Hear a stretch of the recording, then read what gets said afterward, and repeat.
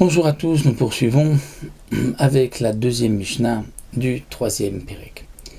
Donc Mishnah nous enseigne Atzovea melo asit. Si quelqu'un va teindre melo asit beklepeola, c'est-à-dire un fil de cette taille, melo asit. C'est quoi melo asit? Melo asit, c'est l'espace que on peut laisser entre l'index et le majeur, le etzba et la hama. C'est ce qui est appelé l'espace de site, méloacite. Et l'espace que nous avons entre le pouce et l'index, c'est 2 fois cet espace que nous avons entre l'index et le majeur.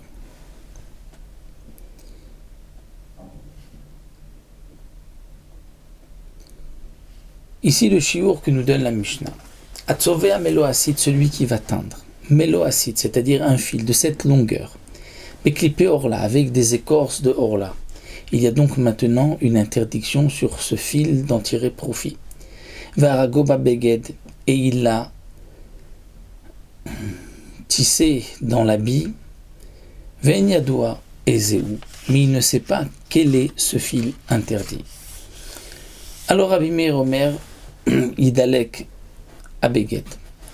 Rabbi Meir nous dit, cet habit, Idalek, devra être brûlé.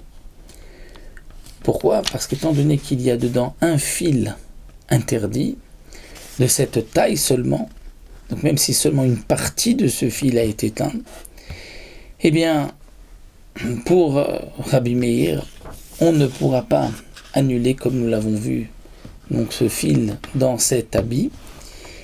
Et donc c'est pour cela que tout l'habit devra être brûlé. Les Chacham disent non. On peut l'annuler lorsqu'il y a 200 fils de cette taille contre ce fil-là, puisque comme nous le verrons et que nous l'avons déjà vu dans la première Mishnah, pour les Chamim, il n'y a que 6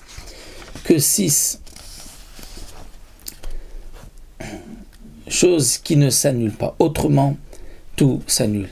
Donc ici, la Mishnah nous a appris que lorsque ce fil, même s'il n'est pas donc, entièrement teint avec des écorces de orla, mais ne serait-ce que cette taille, méloacite, c'est-à-dire l'espace que nous avons entre l'index et le majeur, autant qu'on peut les éloigner, ça c'est le shiur méloacite qui va donc rendre interdit tout l'habit. Et d'après Rabbi Meir, on devra donc le brûler. Pour les Chachamim, on pourra l'annuler lorsqu'il y a 200 dans cet habit contre ce fil, comme nous l'avons vu.